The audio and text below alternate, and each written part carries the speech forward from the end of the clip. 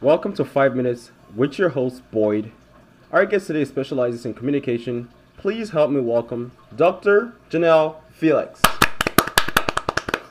Today, we will be discussing communication. So, Doctor, we know all our audience out there knows how to communicate, but what are some characteristics of a competent communicator? Well, boy, there's a wide range of behaviors. One needs to understand the importance of having large communication repertoire. Therefore, respond to situations in a number of different ways. For example, your friend tells an insensitive joke.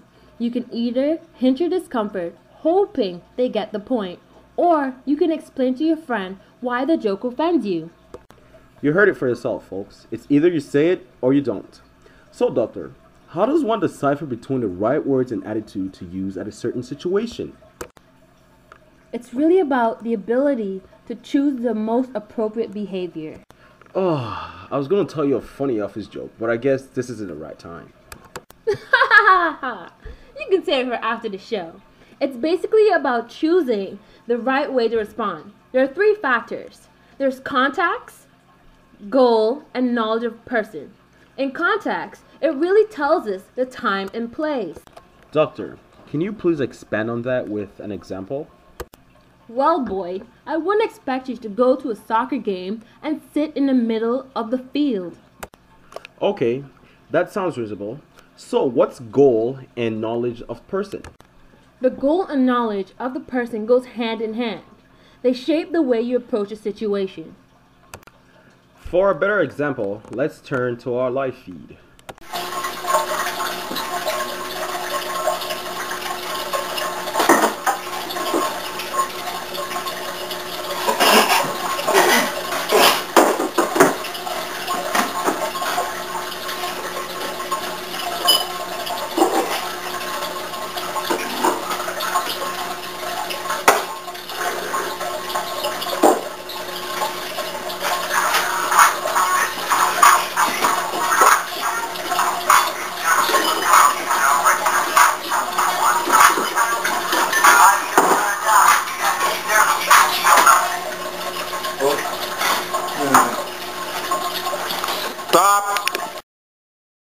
How do we approach a situation?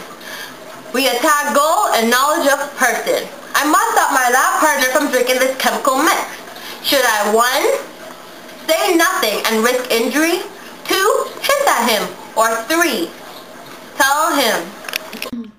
Ouch! That could have been a terrible accident. I'm sure glad we had a strong communicator.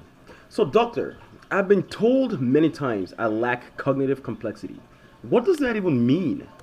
Ha ha ha ha ha. It's about knowing the other person's point of view. It's really having empathy, which is the most important aspect in communication competency. Therefore, to define cognitive complexity is really the ability to construct a variety of frameworks for viewing an issue. This can increase my chance of marital satisfaction. I hope my wife is listening, and please take some notes, honey. Since we're on the topic of relationships, why is commitment such a big deal in communication? Well, boy, that's simple. It's about caring for someone else. Therefore, it involves compromise, listening, and basic communication skills. Effective communicators care about the overall message.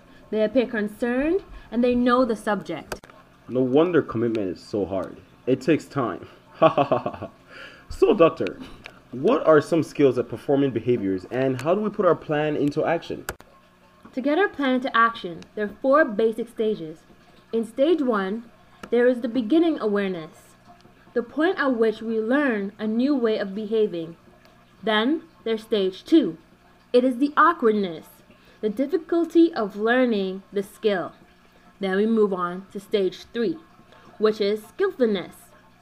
It is overcoming the awkwardness stage, meaning you'll be able to handle yourself. It's like learning a new language. Last stage, integration. It is a final stage where behavior becomes part of you. You just live it. Good point. Good point. So, how does one know they have improved? We know we have improved by using self-monitoring. self-monitoring is a process of understanding one's behavior and using observation to shape the way we behave. There are two types of self-monitorers. There are the high self-monitorers who are aware, they can change their behavior, and they're more accurate when it comes to judging others. They're less shy and more assertive. Then we move on to the low self-monitorers. They're the ones who blunder through life. They either succeed or fail without even knowing why. Well, Doctor, that was simply amazing. I would like to take the remaining time to say thank you for coming in today and educating us on the characteristics of competent communicators. You probably just saved my marriage. So once again, thank you. And for our listeners, you guys are awesome, and please tune in next week for another episode of 5 Minutes.